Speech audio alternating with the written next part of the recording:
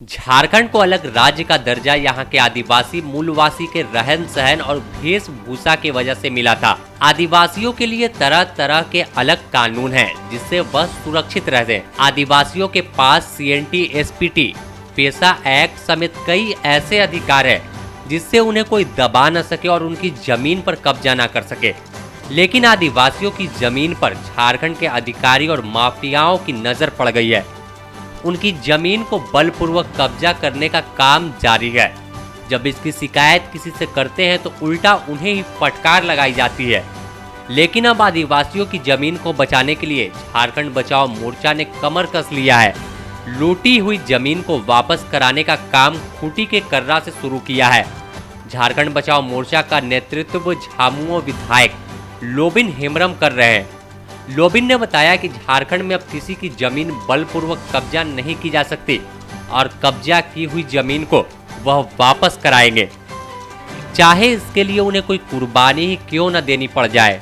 क्या मामला था? देखिए, वहाँ पर बहुत गांव में, हर गांव में करीब करीब मध्यस्थ का जमीन वो लूटा गया है, खरीदा गया है।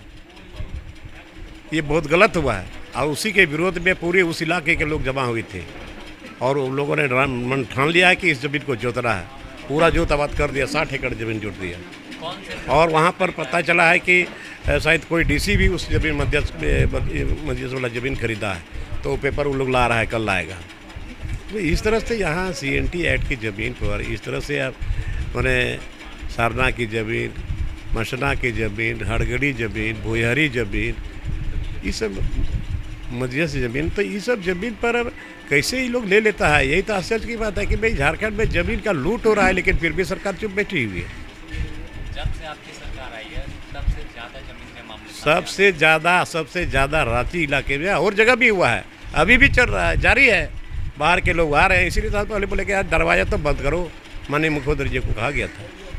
तो अभी भी लोग आ रहे हैं, ज़मीन ले रहे हैं, धड़ल्ले से ले रहे हैं। CNT एक्ट को ताक में रखा हुआ। झारखंड बचाओ मोर्चा के सुशांतों ने बताया कि कर्रा में हमने शुरुआत किया है। यह कार्यक्रम अब रुकने वाला नहीं है। जमीन बचाने के लिए एक अलग उलगुलान की जरूरत है। आखिर गरीब आदिवासी किसके पास जाएगा? उन्होंने यह भी बताया कि खूंटी के एक बड़े अधिकारी भी गलत तरीके से जमीन को खरीद लिया है। देखिए, हमारे झारखंड में मैंने खूंटी क्षेत्र में जितना है मझियस 500 एकड़ 600 एकड़ जमीन को मझियस ट्राइबल बकब्जे है, लेकिन उसको जनरल लोग कब्जा करके कोई पेट्रोल पंप खोल दिया, कोई कुछ खोल दिया और 10-10 एकड़ 20-20 एकड़ ज़मीन को अपने पास रख लिया।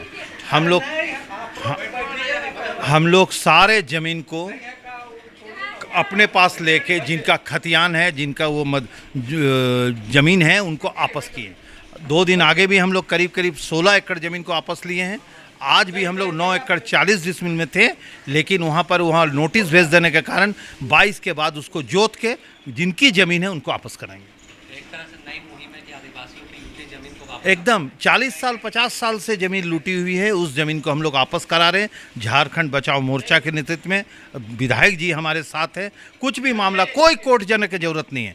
जो खतियान लेके आ रहा, जो सही है, उनको हम लोग ज़मीन देंगे, चाहे वो जनरल हो चाहे वो ट्राइबल हो, सिर्फ खतियान रहना चाहिए। हम लोग उसको आपस करवाएंगे और कर रहे हैं। मुंडा क्षेत्र में भी कंप्लीट हो रहा, पूरे रांची में भी हुआ है। हम लोग आगे भी लड़ेंगे। फिलहाल रांची में जमीन का क्या खेल चल रहा है, यह किसी से छुपा हुआ नहीं है। जमीन घोटाले में रांची के पूर्व DC से लेकर कई बड़ी चेहरे सलाखों के पीछे हैं। इससे अंदाजा लगाया जा सकता है कि यहाँ की जमीन और आदिवासियों के साथ क्या हो रहा है। अब देखना होगा कि झारखंड बचाओ मोर्चा कितनी जमीन को वापस करा पाएगा, क्योंकि राज्य के सभी अंचलों में ऐसे हजारों मामले हैं। Bureau report, the news post, Ranchi.